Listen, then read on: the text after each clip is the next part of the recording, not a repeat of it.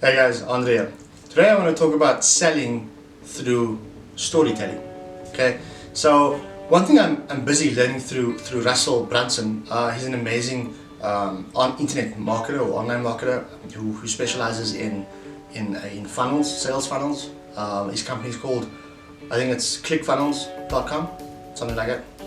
But anyway, so he's busy teaching me. I'm still learning that your job as a marketer, and you guys may have heard this, is to tell your story. Well, your job as a businessman is to tell your story. Okay, so and I actually, that made a lot of sense because I realized, without even realizing, that if I look back, and I've got a debt management company. Okay, so we work with over-indebted consumers who are really struggling with debt and can't afford, to meet some or all of their financial obligations at the end of the month. Okay, so when I started my Facebook page, like I told you guys, because I didn't have money for an expensive website and a marketing budget, so I did my own marketing. I still do on my Facebook page.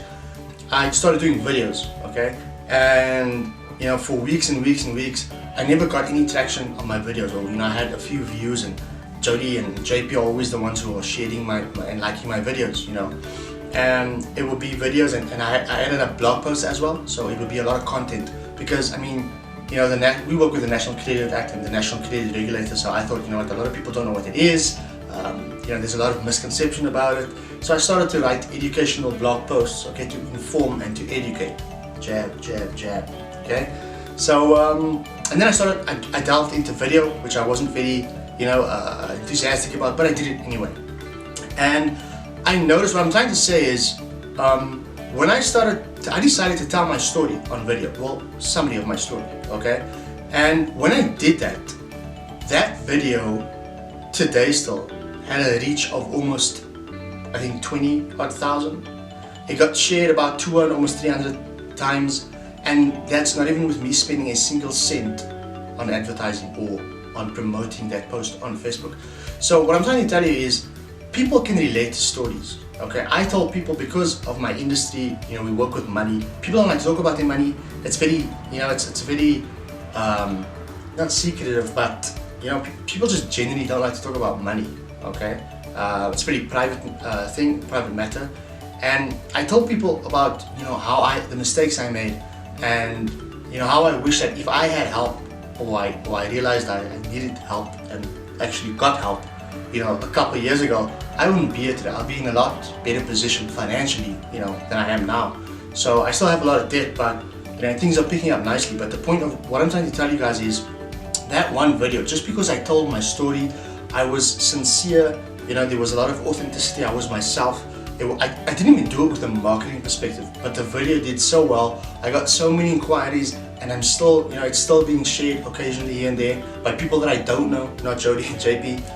And I got, and I got a lot of clients through that, because people could relate to that, and that's the beautiful thing about your story, okay? Because people are gonna relate to you, people are gonna resonate with you, and once they resonate and they relate to you, they're gonna want to talk to you, So you do need to, in terms of storytelling, you need to show a bit of vulnerability, because people also want to see online that you're a real person, okay?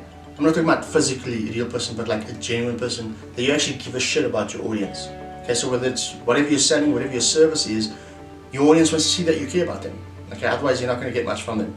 So there's that whole phase online where people go to get to know you, they begin to like you, they begin to trust you, and then they start engaging with you, and hopefully you end up getting clients through them or because of them, or they end up becoming your clients. But what I'm trying to tell you is, don't focus on the logic when you guys are starting out now. Focus on your story. Focus on, Russell Brunson taught me that there's this epiphany, this revelation that you got. That feeling, it was an emotion. Why did that appeal to me? Okay, so think back when you were buying something, or when you were sold, if I can use that word, online or something, or even offline. But it was 9 out of 10 times it was because of an emotion, and not really logic. It was more emotion. You may think it was logic, but it was actually emotion. So what I'm trying to tell you guys is, when starting out, try and sell your stories, okay? Because that's what people can relate to. And it may take some time. It took me a long time. I mean, I still haven't reached my my goals, my marketing goals, but it's getting better. And the more I share personal stories, and the better I become, and the more progress and success I get, okay, with regards to those specific ads. So what I guess, yeah, just learn to tell your story, guys. Instead of just going out there and, you should buy my product because of this, it's got that, and it's good for you, and it's got 5 benefits here, and those things are important. Okay, logic is important because you don't buy shit. But what I'm trying to appeal, or what I'm trying to tell you, is you need to learn how to appeal to not your customers' logic, but you need to connect with them on an emotional level, and that's probably the quickest way they're going to engage with you, and it's the quickest way you're going to actually get success from your endeavors or your campaigns. Okay, I hope I made sense. I am, currently busy with the program, so the more I learn, the more I'll talk about it. Okay, but it's really an exciting topic, and I definitely want to just encourage you guys to learn how to tell your story. Cheers.